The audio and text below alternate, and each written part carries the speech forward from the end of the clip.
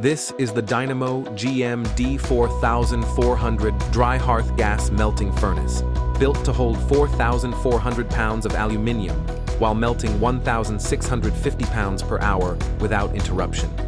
Engineered for foundries, die casters, and aluminium recyclers that cannot tolerate temperature swings, excessive dross, or unplanned downtime.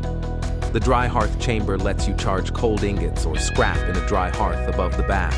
As it liquefies, metal flows downward, eliminating molten metal splash and preventing thermal shock to the aluminium in the holding chamber. Two independent chambers, each with its own burner, blower, and loop, hold temp while you melt fast. A Siemens PLC with color HMI Allen Bradley optional gives real-time control.